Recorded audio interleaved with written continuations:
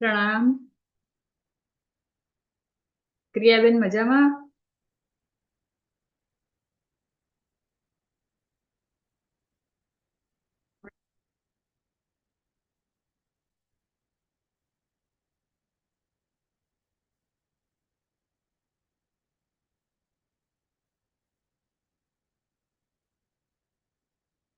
આપણે પાર્ટિસિપન્ટને 2 મિનિટ માટે અલાઉ કરીશું. કુણાલભાઈ, એમને પણ સાંભળીએ.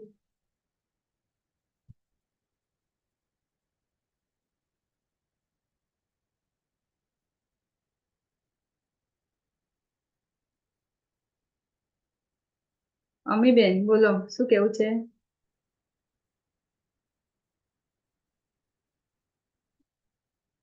અમીબેન,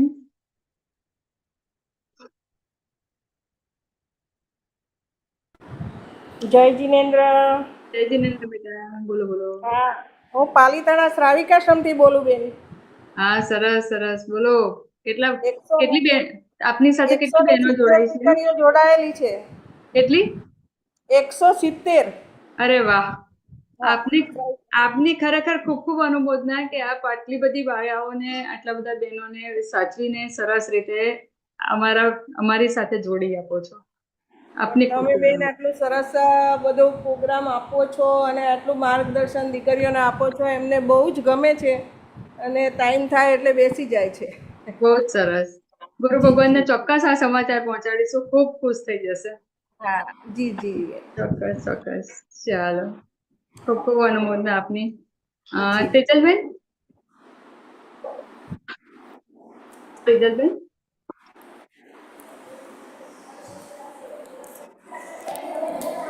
તેજલબેન પ્રણામ.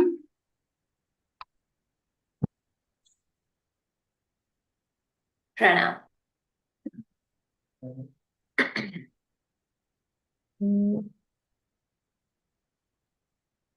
હું સ્લાઇડ શેર કરું છું.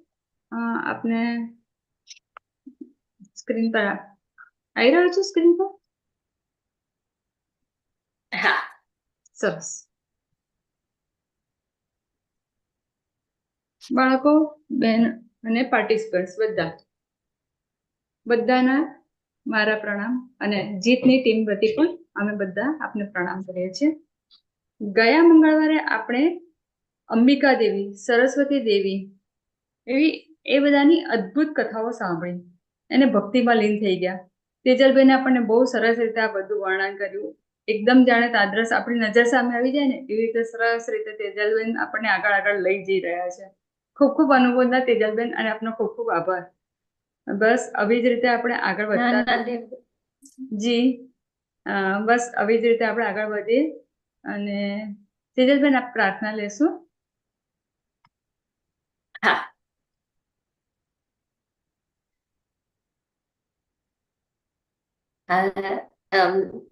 અરહંતો ભગવંત ઇન્દ્ર મહિતા સિદ્ધાશ્ચ સિદ્ધિસ્थिता આચાર્યાજીન શાસનોન્નતિ કરા પૂજ્યા ઉપાધ્યાયકા શ્રી સિદ્ધાંત સુપાઠકા મુનિવરા રત્નત્રયારાધકા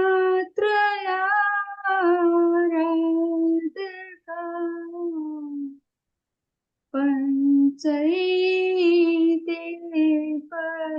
પરમેષ્ઠિન પ્રતિદિનમ કુર્વન્તુ મંગલમ. ઓમ અર્યંત ઓજાય શ્રી ગૌતમ ગણધરાય નમો નમઃ. તેજલબેન, આપનું સ્વાગત છે.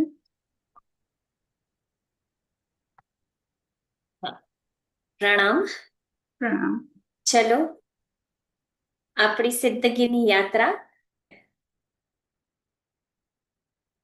શ્રી સિદ્ધાચળ લઈને જોતા હૈયું મારું હર્ષ કરે, મહિમા મોટો એ ગિરિવરનો, સુનતા તનડું નૃત્ય કરે. કાંકરે કાંકરે અનંતા સિદ્ધ્યા, પાવન એ ગિરી દુખડા હરે, એ તીરથનું શરણું હોજો, ભવ ભવ બંધન દૂર કરે. આ ગિરીને સિદ્ધાચલ કે પછી બાહુબલી ગિરી કહીએ કે મરુદેવી ગિરી કહીએ, નંદીવર્ધન, મહાગિરી, મહાયશગિરી કે પછી સુરગિરી કહીએ. કેટલા નામ છે આના? 108. આ ગિરીને કોટી કોટી વંદન કરતા આગળ વધીએ. ગઈ વખતે આપણે હિંગલાજના હાડા સુધી તો પહોંચ્યા હતા અને ત્યાંથી આગળ જતા આપણે કલિકુંડ પાર્શનાથ ભગવાનના પગલા પાસે પહોંચ્યા હતા. ત્યાંથી આગળ આપણે કીધું કે એક જૂનો રસ્તો પણ ઉપર જાય છે અને એક નવો રસ્તો છે. પહેલા બધા જૂના રસ્તે જ જતા હતા અને વચ્ચે થોડો વખત એવું પણ હતું કે બંને રસ્તાથી ઉપર જવાતું હતું. હવે જૂનો રસ્તો બંધ કરવામાં આવ્યો છે. હવે નવો રસ્તો જ વાપરવો પડે છે. નવા રસ્તે આગળ જતા આપણે ગયા વખતે જોઈ ગયા કે 4 શાશ્વત જીન આવે છે. શાશ્વત જીન શાશ્વત ભગવાન છે. 4 નામો છે. ખ્યાલ છે કોઈને? ઋષભ, ચંદ્રાનન, વર્ધમાન અને વારીશેન. આ 4 નામના તીર્થંકર પરમાત્મા આજે 24 હોય ને, 24 કયા કયા ક્ષેત્રમાં હોય? 5 ભરતમાં હોય અને 5 ઐરાવતમાં હોય. એમ કરીને એક ઉત્સર્પિણી કાં તો એક અવસર્પિણીમાં 10 24 હોય. અને મહાવિદ્ય ક્ષેત્રમાં જુદા જુદા જુદા જુદા 20 વિહરમાન ભગવાન હોય. રાઈટ? તો એમાંથી આ જે 24 છે આપણી 10, એમાંથી મિનિમમ આ 4 જે નામ કીધા, ઋષભ, ચંદ્રાનન, વર્ધમાન અને વારીશેન, એમાંથી એક નામ તો અવશ્ય હોય જ. કારણ કે આ 4 નામના જ ભગવાન ઉપર દેવલોકમાં કે કોઈ પણ શાશ્વત દેરાસર, ભલે દેવલોક હોય, મધ્યલોક હોય કે પાતાળલોક હોય, ત્યાં આગળ બધે જ શાશ્વતા દેરાસરો છે. અને એ શાશ્વતા દેરાસરોમાં આ 4 નામના ભગવાનમાંથી જ એક હોય. એમની પણ અહીંયા પાલિતાણા ઉપર સરસ મજાનું એક દેરી છે અને ત્યાં એમના પગલા છે. ત્યાંથી આગળ જઈએ તો પૂજ્યની ટૂંક આવે. ટૂંક શબ્દનો અર્થ એક દેરાસરનો સમૂહ, એને ટૂંક કહેવાય. બરાબર? તો એ ટૂંક એટલે કે એક ગ્રુપ, દેરાસરોનું ગ્રુપ, પૂજ્યની ટૂંક એવું એનું નામ. ત્યાંથી આગળ જતા આપણે જોયું દ્રાવિડ, વારીખિલ, પછી અયમુત્તા મુનિ અને નારદજી. આ બધાની વાર્તાઓ આપણે ગયા વખતના સેશનમાં જોઈ. હા, હિંગલાજ માતાની પણ વાર્તા આપણે સાંભળી. હિંગલાજ માતા છે કોણ? અંબિકા દેવી. એમને હિંગુલ નામના રાક્ષસને હરાવ્યો. એમના રિક્વેસ્ટથી અહીંયા આગળ અંબિકા મૂર્તિ મૂકી પણ નામ આપ્યું હિંગુલનું. હિંગલાજ એટલે આપણે એને કહીએ છીએ હિંગલાજ નો હાંડો. ત્યાંથી આગળ જઈએ. હવે આવ્યા આપણા રામ, ભરત, થાવચ્ચા પુત્ર, શુક આચાર્ય, શૈલક આચાર્ય. બરાબર? તો અહીંયાથી આપણે કન્ટિન્યુ કરવાની છે આપણી યાત્રા. ચલો તો શરૂ કરીએ. રામ અને ભરત, એમની વાત તો આપણે સ્ટાર્ટિંગમાં પણ જોઈ ગયા કે રામ અને ભરત અહીંયા આગળ આવ્યા હતા અને એમને અહીંયાથી જ મોક્ષની પ્રાપ્તિ થઈ હતી. કેટલા લોકોની સાથે એ મોક્ષે ગયા હતા? ખ્યાલ છે? 3 કરોડ લોકોની સાથે એ લોકો અહીંયાથી મોક્ષે ગયા હતા. ત્યારબાદ થાવચ્ચા પુત્ર. તો થાવચ્ચા નામની માતા હતી. એમને થાવચ્ચા માતાને એક પુત્ર હતો. એ પુત્રનું નામ થાવચ્ચા પુત્ર જ પડી ગયેલું. તો એ પુત્ર બહુ જ હોશિયાર હતા. 32 પત્નીઓ હતી એમને, અને 32 કરોડ સોનૈયા એમની પાસે હતા. બધું ત્યજી અને પોતે દીક્ષા લીધી. નેમનાથ ભગવાન પાસે જઈ અને દીક્ષા લેવી હતી એમને. તો એમને માતાને કીધું. માતા ગયા સીધા દોડતા દોડતા કૃષ્ણ મહારાજા પાસે ને કીધું કે ભાઈ, મારે એકનો એક દીકરો છે, 32 વહુઓ છે, 32 કરોડની માલકીન છે હું છું, અને મારે આટલી બધી સંપત્તિ ને બધું છે ને મારો દીકરો જ જતો રહે એમ ચાલે? આપ એને રોકો, આપ રાજા છો. તો કૃષ્ણ મહારાજાએ કોને બોલાવ્યા? થાવચ્ચા પુત્રને બોલાવ્યા અને પૂછ્યું કે તારે શું કામ દીક્ષા લેવી છે? તો એ કે મારે મૃત્યુને મૃત્યુ આપવું છે. શું સરસ જવાબ આપ્યો! મારે મૃત્યુને મૃત્યુ આપવું છે, ઇન ધ સેન્સ કે મારે મોક્ષે પહોંચવું છે, તે માટે મારે દીક્ષા લેવી છે. જવાબ સાંભળી કૃષ્ણ મહારાજા તો એકદમ ખુશ ખુશ થઈ ગયા, અને એમને ઇનફેક્ટ ઢંઢેરો પીટાવ્યો ગામમાં કે જેને જેને દીક્ષા લેવી હોય એમના પરિવારનું ધ્યાન હું રાખીશ. તો 1000 લોકો, આજે આપણને કોઈ કહે કે તમારા પરિવારનું ધ્યાન હું રાખીશ, તમારે સુખેથી દીક્ષા લેવી હોય તો લઈ શકો, આપણે નીકળીએ. તો અહીંયા 1000 લોકો નીકળ્યા કૃષ્ણ મહારાજાના કહેવાથી, અને 1000 લોકો ત્યાં આગળ શત્રુંજય પર ગયા. ત્યાં આગળથી થાવચ્ચા પુત્ર સાથે 1000 લોકો મોક્ષને પામ્યા. પણ મોક્ષે ગયા એ પહેલા થાવકાચાર્યએ 2 જણને પ્રતિબોધ કર્યા હતા. એક હતું શૈલક નગરના શૈલક રાજાને.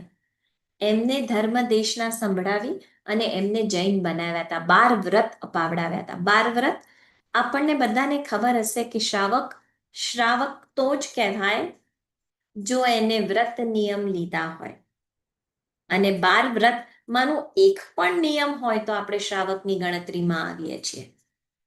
તો 12 વ્રત આગળ પછી સમજવા પણ જોઈએ અને લેવા પણ જોઈએ. તો આમને શ્રાવક બનાવ્યા હતા આ રાજાને. અને બીજું, થાવચ્ચા પુત્રએ એક વખત એમની પાસે સુદર્શન નામનો એક વ્યક્તિ આવ્યો. એ છે ને જલ શૌચમાં માનતા હતા, ઇન ધ સેન્સ કે પાણીમાં નાહવાથી, એટલે કે સરસ પવિત્ર નદીઓના પાણીથી નાહવાથી બધા જ કર્મ દૂર જતા રહે છે એવું માનતા હતા. તો જ્યારે મળ્યા થાવચ્ચા પુત્રને, તો એમને ધર્મ સમજાવ્યો અને એમને ગમી ગયો, અને એ શ્રાવક બની. હવે એ જેમના શિષ્ય હતા એવા શુક પરિવ્રાજક હતા. શુક પરિવ્રાજક. તો એમને ખબર પડી કે અરે, મારો આ આવું સરસ, એકદમ સરસ શિષ્ય કન્વર્ટ થઈ ગયો, જૈન ધર્મ પાળવા માંડી ગયો. એટલે એમને ગમ્યું નહીં, ગુસ્સે થયા, સીધા ધમધમતા ગયા સુદર્શન પાસે. સુદર્શને કીધું આવો ચલો, હું તમને થાવચ્ચા પુત્ર પાસે લઈ જાઉં. એમની વાણીમાં તથ્ય લાગે છે, બધું સમજ પડે છે અને ગમે છે, ચલો આપણે થાવચ્ચા પુત્ર પાસે. એટલે પછી એ શુક પરિવ્રાજકને થાવચ્ચા પુત્ર પાસે સુદર્શન લઈ જાય છે. થાવચ્ચા પુત્ર એમને સમજાવે છે કે જલના એક ટીપામાં અસંખ્ય જીવો છે. તો આટલા બધા પાણીમાં આપ જો ડૂબકી મારો તો કેટલા જીવોની હિંસા થાય? આવું ના કરાય. શુક પરિવ્રાજકને થોડીક હિંસાની વાતોને બધી રૂચવા લાગી, ગમવા લાગી. આગળ જતા જતા થાવચ્ચા પુત્રએ એમ પણ સમજાવ્યું કે પાણીમાં નાહવાથી જો પવિત્ર થવાતું હોત તો એ પાણીમાં જ આટલા બધા માછલાઓ છે, આટલા બધા જળચર જીવો છે, એ બધાનો તો મોક્ષ ક્યારનો થઈ જવો જોઈતો હતો. બસ આવી રીતે રસપ્રદ વાતોથી થાવચ્ચા પુત્રએ શુક પરિવ્રાજકને સમજાવ્યું. શુક પરિવ્રાજકને પણ ધર્મ રૂચ્યો, જૈન ધર્મ, અને એમને પણ જૈન દીક્ષા લીધી. જ્યારે થાવચ્ચા પુત્ર 1000 સાથે અણસણ કરી અને મોક્ષમાં ગયા, ત્યારે એમને એમની ગાદી, એમની આચાર્ય પદવીની પાઠ પરંપરામાં શુક આચાર્યજીને મૂક્યા હતા. વખત જતા શુકાચાર્યએ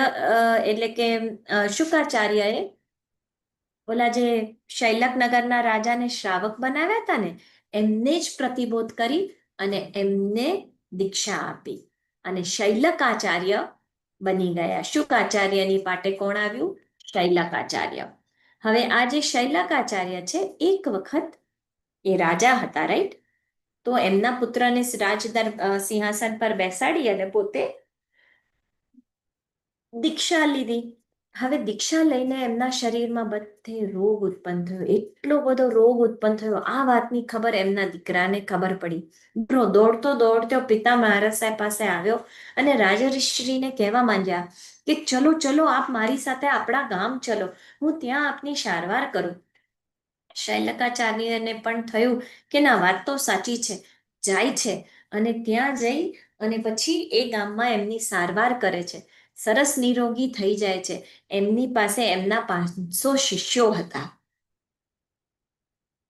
બધા જ ત્યાં રહેતા હતા અને ધીરે ધીરે એમનો બધો રોગ નિરોગી થઈ જાય છે. હવે આગળ વિહાર કરી શકતા હતા, પણ કરવો નહોતો. એમને ત્યાં સુખ, શૈયા, સરસ સરસ રાજમહેલના ગોચરી, મીઠાઈ, મેવા, મિષ્ટાનની આદત પડી ગઈ હતી.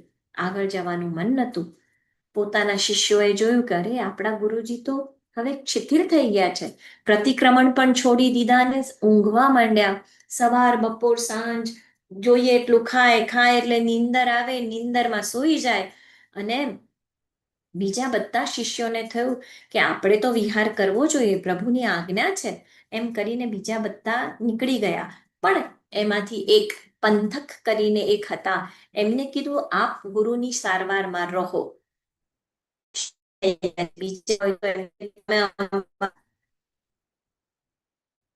ગુરુ જ નથી, મારી સાથે રહીશું જ નહીં, તમે આમ કેમ કરી શકો? પણ આ લોકોને વિનય જુઓ. ગુરુ પાસે એકને સેવા માટે મૂક્યા કે આપણને તો જે શીખવાડ્યું છે એ પ્રમાણે કરવું પડે. આપણે હવે વિહાર કરવાનો. ભલે ગુરુ શિથિલ હોય તો એનો અર્થ એમ નથી કે એ ગુરુ નથી. એકવારના ઉપકારી દરરોજના ઉપકારી, એમ કરીને પંથક મુનિ ત્યાં રહે છે અને એમની સેવા ભક્તિ કરતા હતા. એક વખત પ્રતિક્રમણ વખતે ચોમાસી ખામણા ખામવાનો સમય આવ્યો તો એમને ગુરુને હાથ લગાડ્યો. ગુરુ પ્રતિક્રમણ પણ નહોતા કરતા હતા, સૂતા હતા. તો એમને હાથ મૂક્યો એમના પગ પર ખમાવવા માટે. તો ગુરુ એકદમ ઉઠી ગયા. અરે, કોણ છે? કોણ મારા પગને અડે છે? મારી ઊંઘ આખી ડિસ્ટર્બ થઈ ગઈ. ક્યારે પંથક કે છે, સાંભળજો, કે છે મિચ્છામી દુક્કડમ, મારાથી ભૂલ થઈ ગઈ.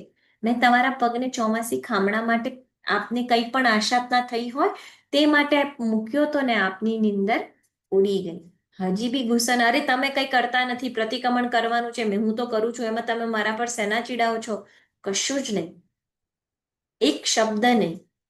અને આપણે હોઈએ તો કેટલી વાર કોઈકને સંભળાવી દઈએ કે અરે તમે તો કરતા નથી ને મને બહુ કહેવા આવ્યા ને. પણ એનીવે અહીંયા આગળ આ સાંભળી અને શૈલકાચાર્યનું મન જાગી ઉઠ્યું.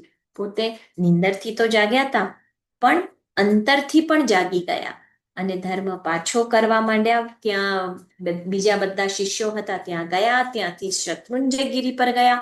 500 સાથે શૈલકાચાર્યજી પણ અહીંયાથી મોક્ષે ગયા.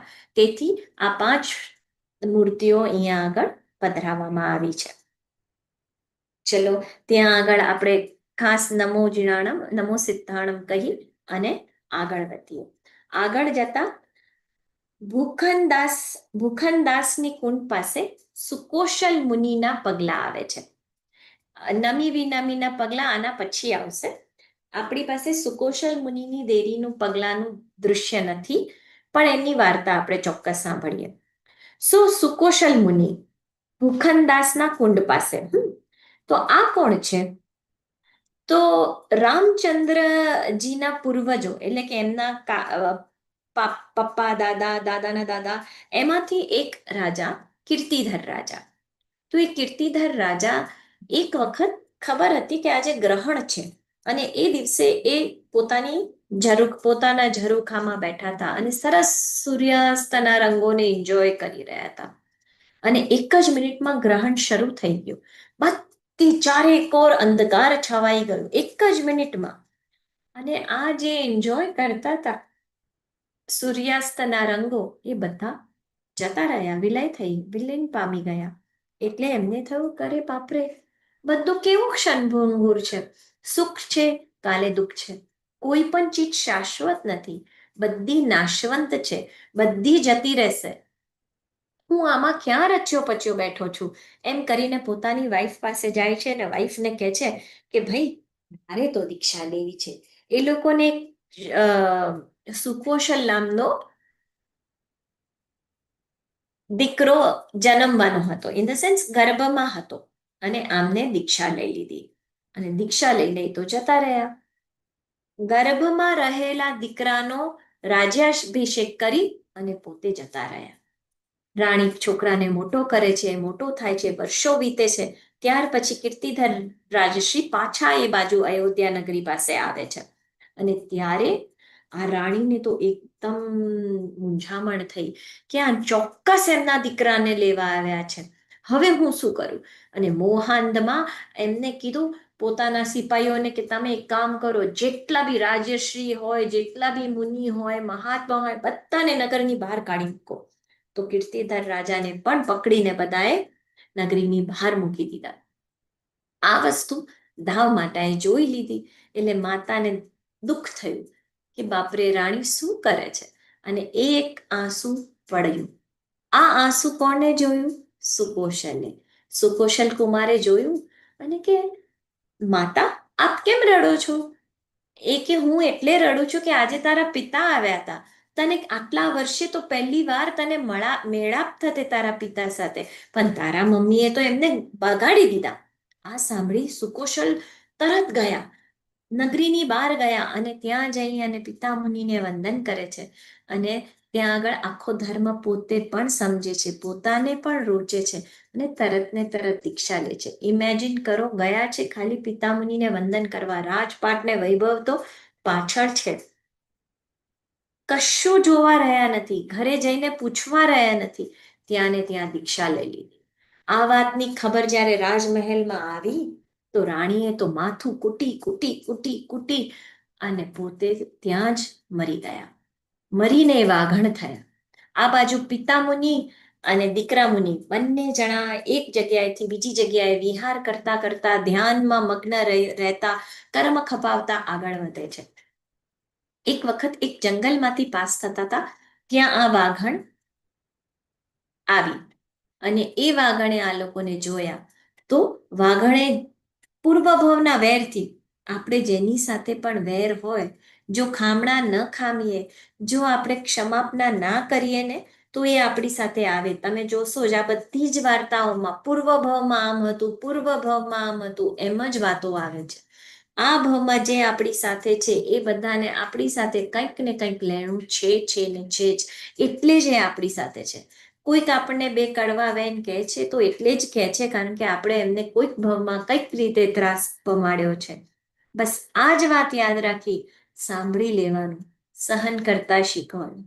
કોઈ પણ દિવસ ભગવાન પાસે અગર જો માંગવું હોય તો એમના માંગવું કે અમારા દુઃખો ક્યારે જશે, એમ કહેવાનું આ દુઃખો સહન કરવાની શક્તિ આપો દાદા.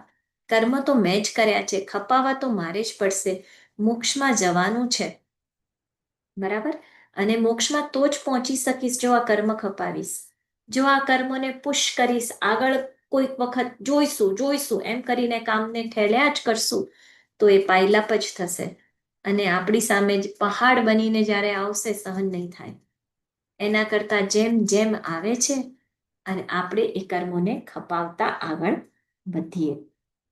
આવા ઘણે સુકૌશલ મુનિને જોયો, વેર જાગ્યો અને ચીરી નાખ્યા, એમને ફાડી નાખ્યા અને ખતમ થઈ ગયા. પણ ત્યારે એમના પિતા મુનિ કીર્તિધર રાજશ્રીએ સુકૌશલ મુનિને નિર્યામણા કરાવી, ધર્મ સમજાવ્યો કે તું આરતર અવતર ધ્યાન ના કરીશ, તું ત્યાં ધ્યાનમાં મસ્ત રહે, નવકાર ગણ. અને એમાં એમને અંતગળ કેવળી થયા. અંતગળ કેવળી, જે કેવળીને હમણાં જ કેવળ જ્ઞાન થાય અને ત્યાં ને ત્યાં તરત ને તરત મૃત્યુ મળે અને સીધા મોક્ષમાં જતા રહે વિધિન 48 મિનિટ્સ, અંતર્મુહૂર્તમાં, એટલે કે અંતગળ કેવલી. 48 મિનિટની અંદર તો કેવળ જ્ઞાનની પ્રાપ્તિ ને મોક્ષની પણ પ્રાપ્તિ, એવું આ સુકુશલ મુનિને થયું. અને પછી ઓલી વાઘણ તો ત્યાં ઓલા જે એને જે જીત મેળવી હતી આ મુનિને ખતમ કરીને, ત્યાં જ એમના શબ પાસે બેસી હતી ને મોઢા સામે એની દ્રષ્ટિ ગઈ. એનું મુખ ખુલ્લું હતું કારણ કે જબડું ફાડી નાખ્યું હતું વાઘણે, તો એની અંદરથી એક દાંત દેખાતો હતો, એ સોનાનો હતો.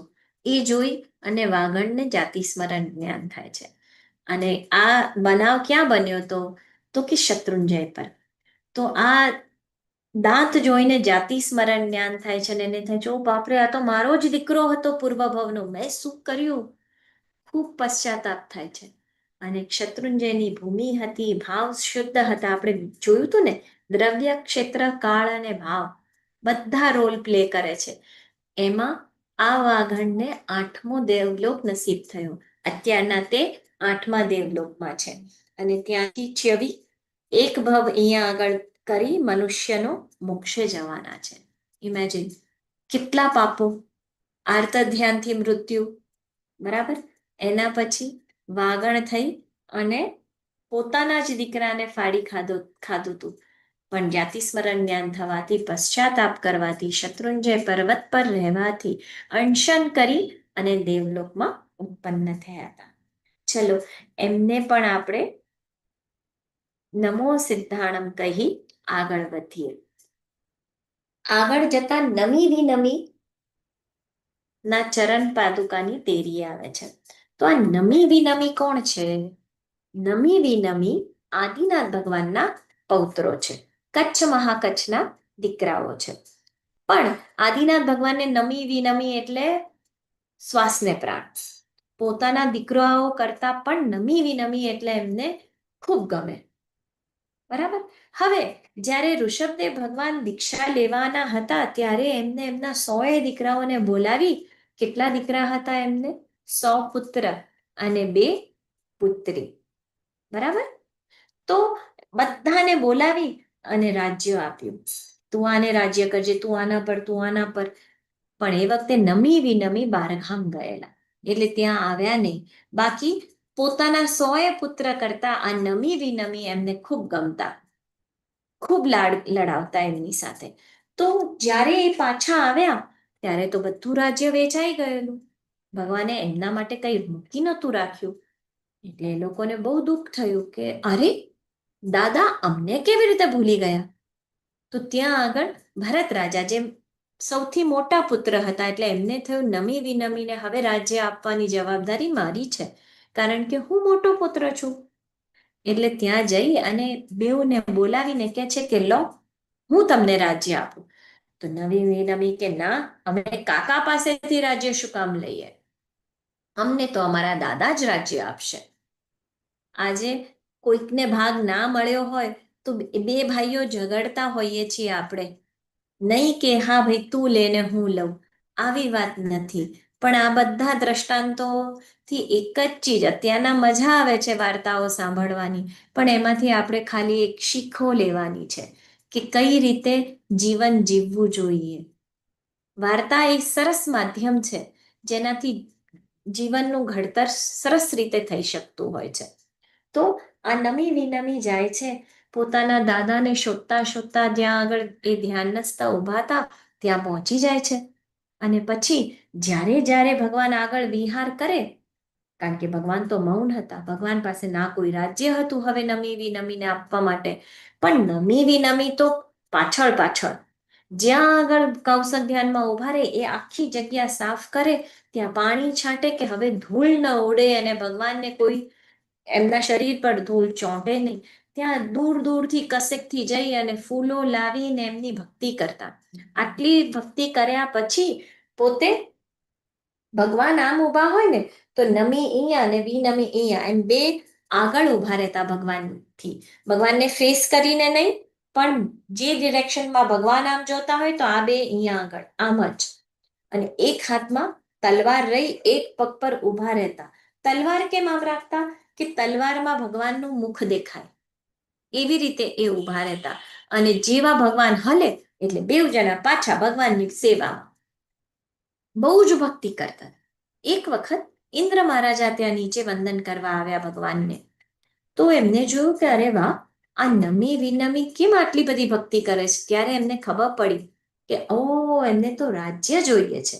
એટલે ઇન્દ્ર મહારાજે બેવને સમજાવ્યા કે તમારા દાદા એ તો છે ને તીર્થંકર છે, અને હવે તમને કોઈ રાજ્ય નહીં આપી શકે. એમની પાસે રાજ્ય છે જ નહીં, કશું જ નથી આપવા લાયક. તો હું તમને રાજ્ય આપું. નમી વિનમી કે ઓકે.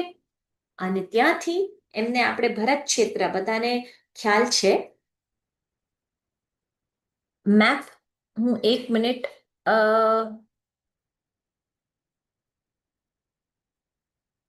શેર કરું છું વ્હાઇટ બોર્ડ, એના પર આપને બધાને બતાવું છું.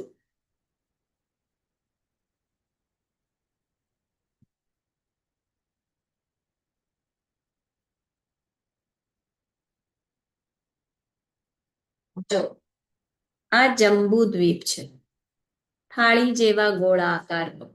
એમાં અહીંયા નીચે ભરત ક્ષેત્ર છે.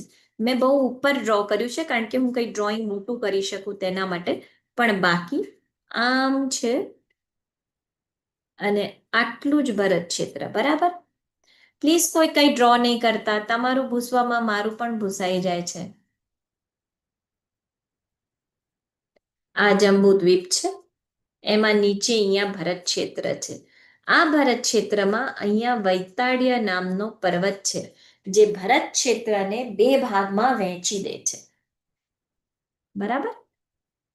તો ઇન્દ્ર મહારાજાએ કીધું નીચેની જગ્યા, આ ભરત ક્ષેત્રની જગ્યા તો બધી ભગવાને આપી દીધી હતી, તો કે હવે તમને કઈ જગ્યા આપીએ. એટલે આ જે વૈતાળ્ય પર્વત હતો, એ પર્વત કેવી રીતે છે? આમ છે. બરાબર? આમ.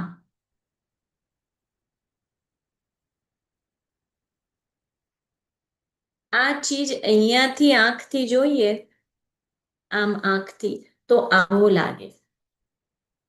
તો એક ભાઈને આ બાજુની જગ્યા આપી, અહીંયા આ જે જગ્યા હોય ને ત્યાં આગળ નગરો વસાઈ આપ્યા, ગામ વસાઈ આપ્યા, આવી રીતે ઘરો બનાવી આપ્યા.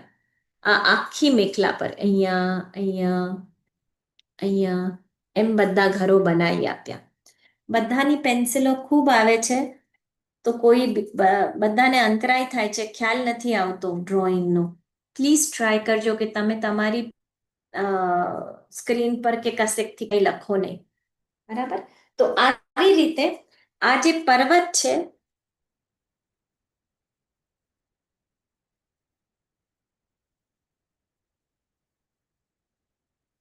એ પર્વત પર આ બાજુ અહીંયા આગળ આ જે પર્વત છે એની આ બાજુના ગામો નમીને આપ્યા. કેટલા ગામ હતા ત્યાં? 50 ગામ. અને ઓલી બાજુ, પર્વતની ઓલી બાજુ, આ બીજી બાજુના ગામો વિનમીને આપ્યા. ત્યાં કેટલા નગરો વસાવી આપ્યા? 60 નગરો. એમ કરીને બંનેને ત્યાં આગળ નગરો વસાવી આપ્યા.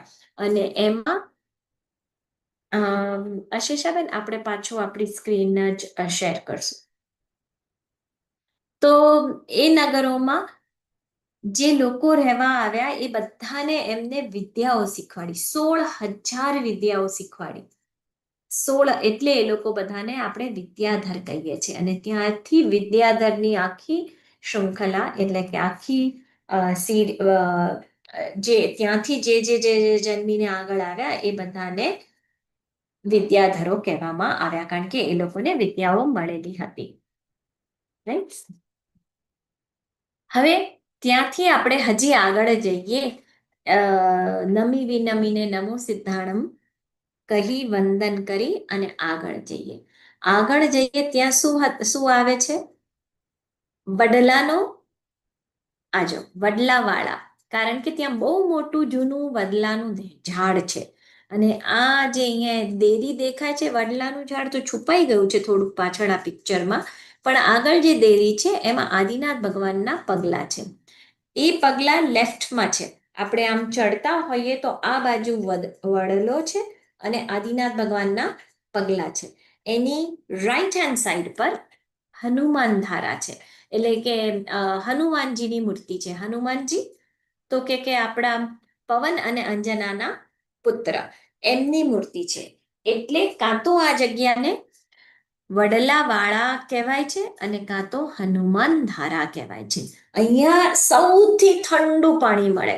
આખા ગિરિરાજ પર જ્યારે ઉનાળો હોય ને તો કશે બી આટલું ઠંડુ પાણી નથી મળતું. અને બહુ પહેલા તો અહીંયા જ ઉકાળેલું પાણી મળે. એ સિવાય કશે ઉકાળેલું પાણી નથી મળતું. આપણે પહેલી શૃંખલામાં જે વાત કરી હતી અબાઉટ કે ક્રોઝ અહીંયા નથી આવતા, સોરી બીજામાં વાત કરી હતી કે કાગડાઓ અહીંયા નથી આવતા આ ગિરી પર, તો એ જે શ્રાપ આપ્યો હતો સાધુ ભગવંતે એ પણ અહીંયા જ આ હનુમાન ધારા પર. બરાબર. તો આ હનુમાન ધારા પર તમે નેક્સ્ટ ટાઈમ પાણી પીવા બેસજો તો ખૂબ ઠંડુ, સૌથી ઠંડુ આઈસ કોલ્ડ બરફ જેવું પાણી તમને અહીંયા મળશે. અને પહેલા ઉકાળેલું પાણી ફક્ત અહીંયા જ મળતું હતું. આ જગ્યાએથી બે ફાટા પડે છે ઉપર જવાના, એક દાદાની ટૂંકનું અને એક આ બાજુ નવ ટૂંકનું. આપણે શું કામ આને દાદાની ટૂંક કહીએ છીએ? આપણે એને કેમ આદિનાથ ભગવાન કે ઋષભદેવ ભગવાન એની ટૂંક નથી કહી રહ્યા આપણે એને? કારણ કે એમના ગણધર પુંડરીક સ્વામી એ પહેલા ગણધર હતા. મહાવીર સ્વામી ભગવાનને કેટલા ગણધર? તમે એમનું ચરિત્ર સાંભળી જ ગયા છો ને. કેટલા ગણધર હતા એમને? 11 ગણધર. અને આદિનાથ ભગવાનને 84 ગણધર, 84 ગણધર.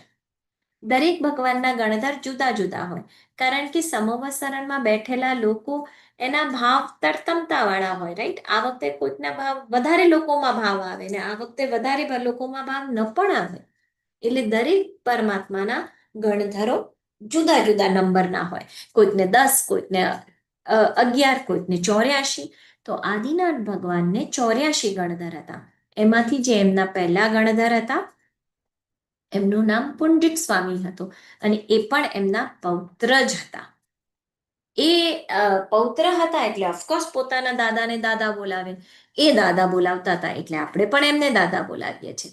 જેમ આપણા કોઈ ફ્રેન્ડ હોય એની માસી હોય તો આપણે કહીએ માસી આમ માસી તેમ.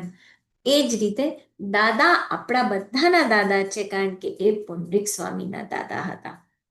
બરાબર. તો આ બાજુથી જઈએ તો દાદાની ટૂંક અને આ બાજુથી જઈએ તો નવટૂંક. હવે આ જે નવટૂંકનો રસ્તો છે ને એ રસ્તો જ પહેલો હતો. આ રસ્તો પછી બન્યો છે દાદાની ટૂંકનો. પહેલા બધાએ નવટૂંક ફરી અને પછી જ ત્યાં પહોંચી શકાતું હતું મોટી ટૂંકમાં. એને મોટી ટૂંક બી કહેવાય છે, દાદાની ટૂંક પણ કહેવાય છે.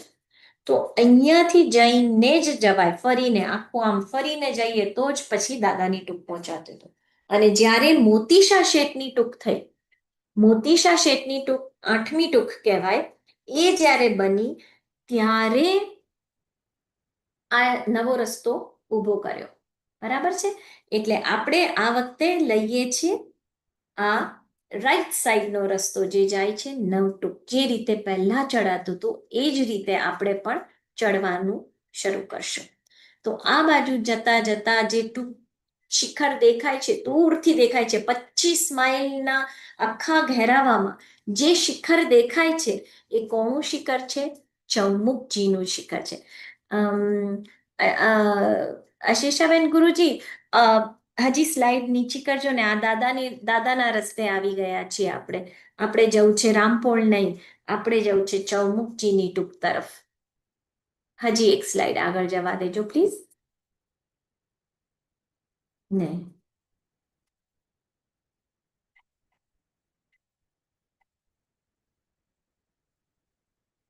પીર બાબાનું દેરાસર હતું ને?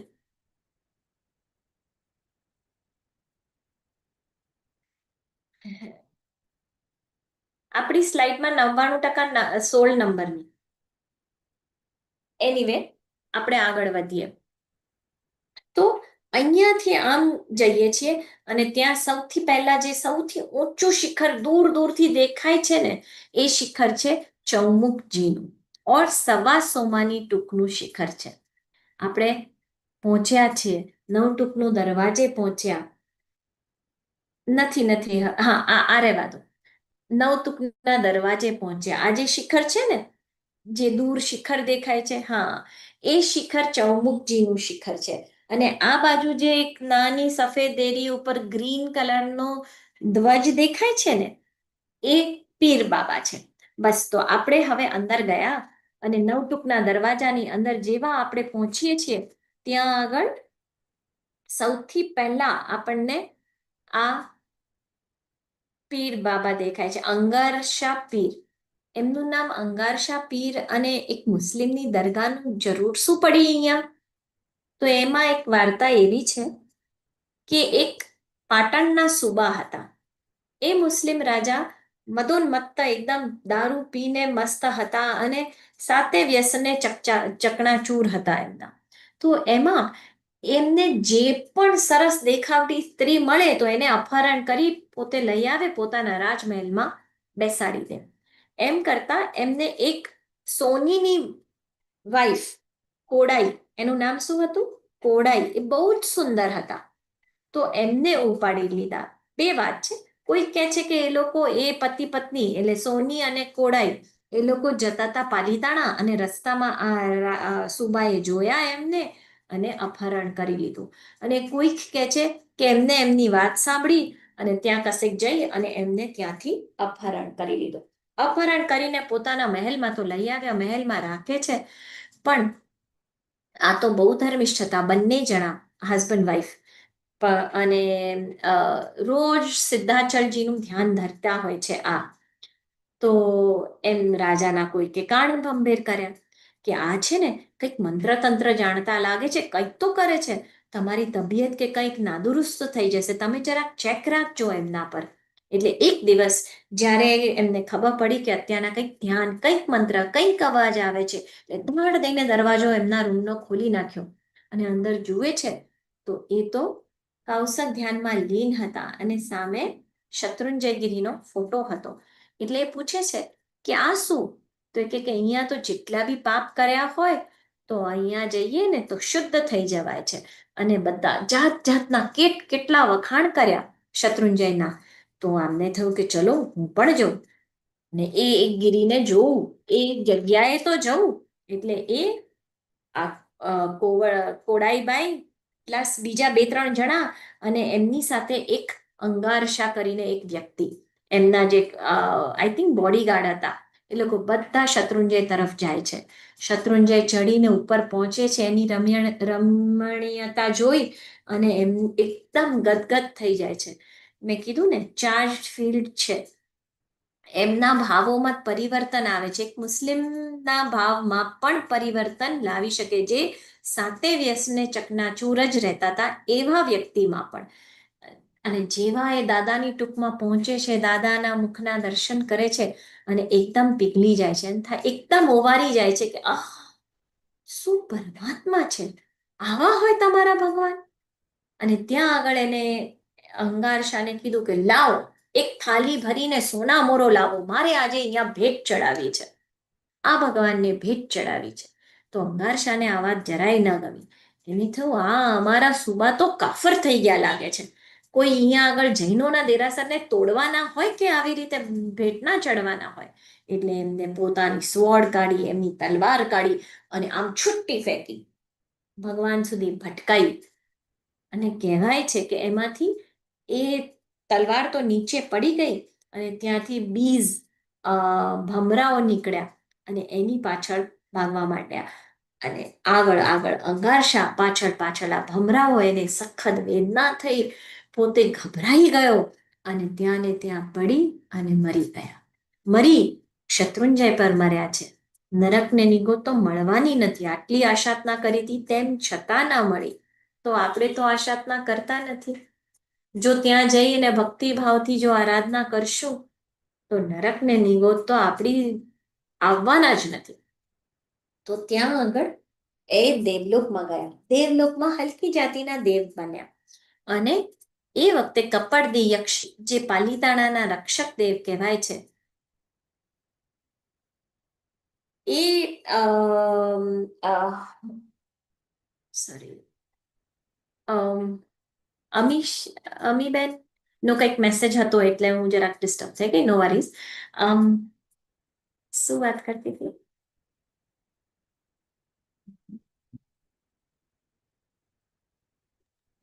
આપ અંગાશાની વાત કરી રહ્યા છો.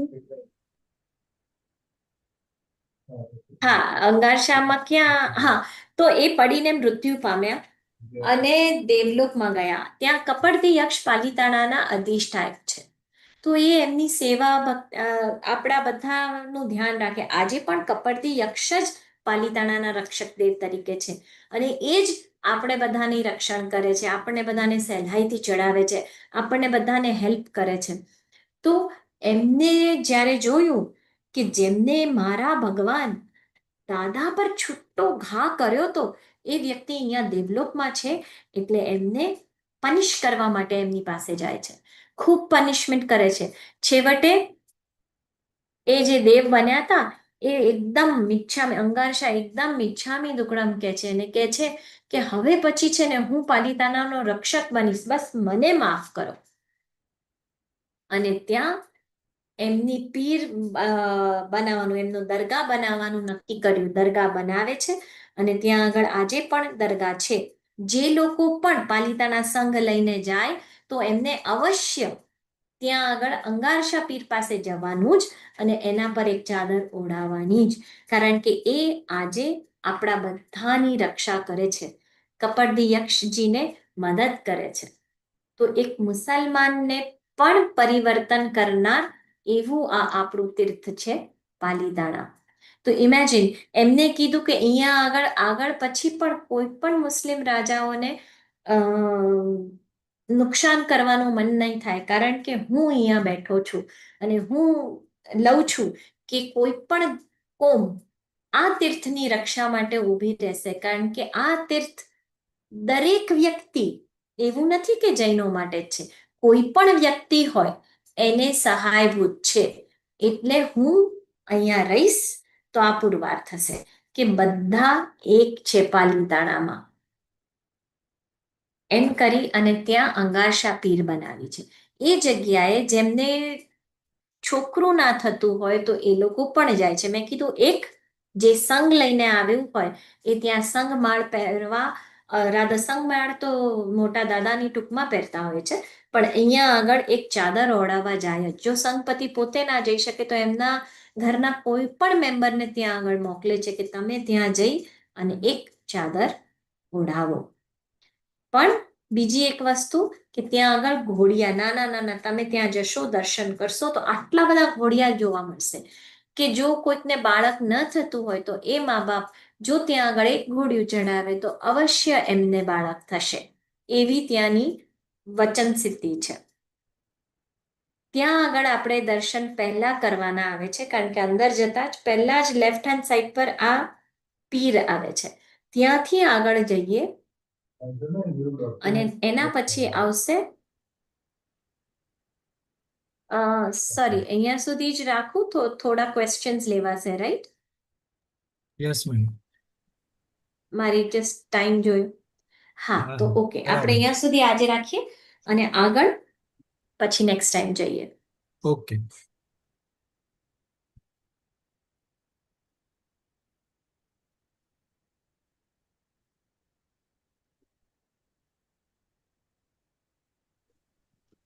મેમ, શાશ્વત એટલે શું કહેવાય? શાશ્વત એટલે કોઈએ બનાવ્યું નથી અને ક્યારે એનો નાશ નહીં થાય, એને શાશ્વત કહેવાય. એ પહેલેથી છે, કાયમથી છે અને કાયમ રહેવાનું છે. પ્રણામ પ્રણામ ટીચર. મારે તમને એ પૂછવું હતું કે પ્રણામ. તમે એક વખત, પ્રણામ, પહેલી વખત તમે જયારે કીધું હતું ને કે ત્યાં એક બાવડી છે એનાથી બધા રોગ મટી જાય છે, તો મને એનું જરા એડ્રેસ આપશો, ક્યાં છે એમ? હા, હું તમને મોકલી આપીશ, કારણ કે એડ્રેસ તો નથી પણ 4 કુંડો ત્યાં આગળ કીધેલા જ છે. હવે એ કુંડો એક્ઝેક્ટલી તે જગ્યાએ છે ને, પણ ત્યાં આગળ સૂરજકુંડ કરીને ઉપર દાદાને દરબારમાં આપણે જઈશું ને ત્યારે આવશે, એ હું આપને બતાવીશ. ત્યાંથી એ આવશે, હજી આગળ આવશે.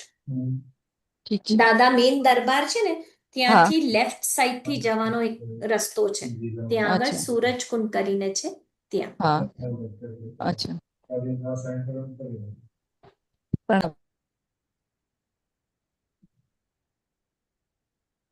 બીજા કોઈ પ્રશ્નો?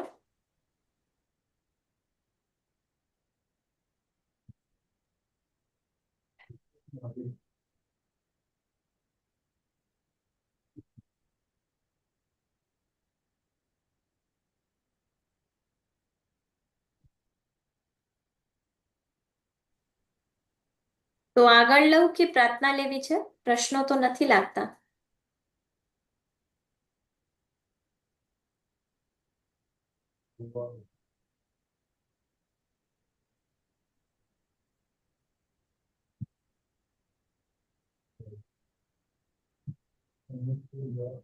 તનિષ્કાબેનને અનમ્યુટ કરશો? તનિષ્કાબેન, તનિષ્કા ગડા. હા, મારે ઈ પૂછવું હતું કે આજે તમે કીધું હતું ને કે 99 કરવા પહેલા નવટૂકથી એક યાત્રા કરે તો જ 99 ગણાય. તો મારા બાબાએ હમણાં જ 99 કર્યું હતું. તો મને બતાવશો કે એવું શું હોય કે આપણે યા નવટૂક પહેલા કરે તો જ યાત્રા ગણાય? તમે આજે જે વિડીયોમાં મૂક્યું હતું ને ઈ. આજના સેક્શનમાં અચ્છા, લખ્યું નવટુક હતું ને 99 પહેલા. હા, નવટૂક પહેલા એ કરવું પડે, પછી જ આપણે 99 બીજ ગણાય એમ. નહીં, આપણે સાચા સોમતીનાથમાં એક વખત દર્શન કરવા પડે એની વાત કરો છો? ના ના, નવટૂક પહેલા થી જવાય ને, તો એની પહેલા આપણે એવું કયું તમે આજના જે સેક્શનમાં મૂક્યું હતું ને 99 સુમતીનાથ નહીં, ચોથા સેક્શનમાં તમે આજે શું મૂક્યું હતું? જે આજે મારે વાંચવું પડશે. એમાં આજ લખ્યું હતું ને કે નવટૂક પહેલા, હા, નવટૂક દર્શન કરવા પહેલા શું એવી કરાય તો આપણી નવટૂકની યાત્રા ગણાય? આજે બોલી હતી હું. હા, આજના સેક્શનમાં એવું કઈક લખ્યું તમે, જે આપણે તમે અમને આપો છો ને.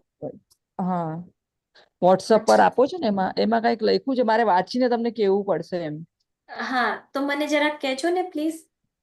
હા, એટલે હું હમણાં 2 મિનિટ પછી બંધ કરીને પાછો ક્વેશ્ચન કરું, ચાલશે? હું વાંચીને તમને કહું છું. હા હા, ચોક્કસ કરો. હા. અવનીબેન, અવનીબેન, પ્રણામ. પ્રણામ. પ્રણામ. હમ. હા, તનિષ્કાબેન મેસેજ જોઈ લે ત્યાં સુધી આપણે પ્રાર્થના લઈશું. હા, પ્રાર્થના કરવી છે ને. હમ.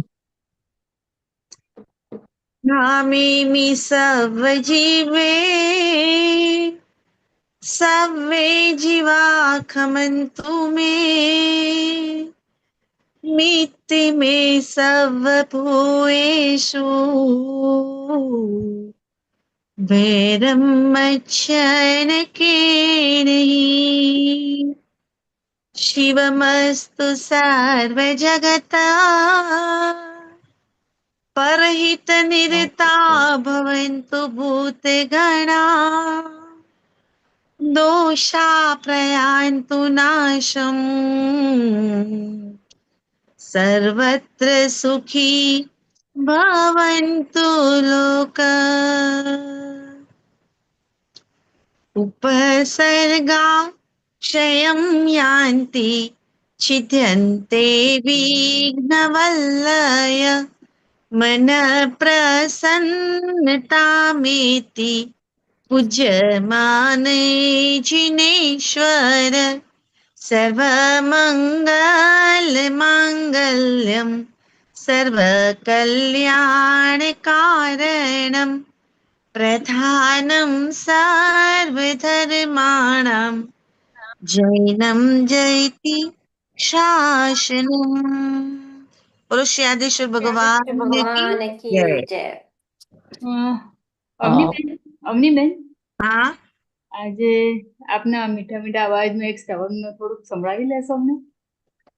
હા. ટીચર, હું બોલું તમને. 99 હા, નવટૂક પહેલા 99 યાત્રાઓ એવું શું નથી જાણતા, એવું તમે લખ્યું હતું. નવટૂક પહેલા 99 યાત્રિકો એવું શું નથી જાણતા, એવું લખ્યું હતું. ના ના, એટલે આ 99 કર્યું હોય તેમ છતાં અમુક રહસ્યો કદાચ કોઈકને ના ખબર હોય અચ્છા. એમ લખ્યું લાગે છે. હા ને કૃણાલભાઈ? હા હા, એવી રીતે જ છે. હા, એવું જ છે. હા હા, કે અમુક વિગતો આપણે ના જાણી હોય, 99 કર્યું હોય તેમ છતાં, તો આ આપણે શૃંખલામાં જો જોડાઈએ તો આપણને ઘણી અવનવી વાતો જાણવા મળે, શીખવા મળે. એમ અચ્છા, લખવાનો પ્રયાસ હતો. ઠીક છે. પ્રણામ ટીચર. પ્રણામ. પ્રણામ. અવનીબેન. હા, પ્રણામ. અચ્છા, હા. ગુરુજી ખૂબ સુંદર આપણને સમજાવી રહ્યા છે અ, અને ઋષભજીને બોલાવો ને. હા, એ જ આવશે. હા, હા. એ જ આવશે. હા. અને એમણે વારે ઘડી આપણને કીધું છે કે પીવડા મુજને પાલિતાણા ભેટાડજો, રાઈટ? તો જે કંઈ પણ આપણે પ્રભુજી આગળ રજૂઆત કરીએ છીએ ને, તો પ્રભુજી આપણી વાત સાંભળી જ લે છે, રાઈટ? અને પછી આપણને સપના પણ આપે છે અને આપણને એમની પાસે પણ બોલાવી લે છે. આ મારો તો બહુ જ અનુભવ છે ને આપ બધાનો જે હશે કે પાલિતાણા શત્રુંજયનું નામ આવે એટલે ચાર્જ થઈ જાય આપણું, રાઈટ? હા, જેમ ગુરુજી આપણને કહે છે કે આ જગ્યા જે છે ઓકે શાશ્વત છે. તો આપણે ચલો સરસ સરસ દાદા આપણને બોલાવે છે, દાદા રોજ સપનામાં આવે છે, બધાનું મનગમતું. તમે લોકો બી ભક્તિમાં જોડાઈ જજો. હા, ઋષભજી બોલાવે છે, એના સપના આવે છે. હા, ઋષભજી બોલાવે છે, એના સપના આવે છે. જે એના થઈ જાવે છે, એના એ થઈ જાવે છે. ઋષભજી બોલાવે છે, એના સપના આવે છે. સપનામાં એનાથી વાતો થાય, આંખ ખુલે ત્યાં સૌ પહેલા દેખાય. હોઠ ને હૈયું એના ગીતો ગાય, એના નામ સ્મરણથી સગળું થાય. એ આવશે કોઈ પણ રીતે, એની યાદમાં રાતો વીતે. અધરાતે હરખાવે છે ને મધરાતે મલકાવે છે. ઋષભજી બોલાવે છે, એના સપના આવે છે. હા, ઋષભજી બોલાવે છે, એના સપના આવે છે. પ્રણામ. પ્રણામ. પ્રણામ. ખૂબ સરસ તેજલબેન, અવનીબેન, ખૂબ ખૂબ આભાર. બાળકો બધાનો અને આભાર. પ્રણામ. મિત્રો. હા, મિત્રો, બસ આવી જ રીતે આપણે આવતા શુક્રવારે ફરીથી તેજલબેનના આવી જ રીતે માણીશું. ત્યાં સુધી વિરામ લઈએ. જી નાજ્ઞા વિરુદ્ધ કાંઈ પણ કહેવાય ગયું હોય તો ઈચ્છામી દુક્કડમ.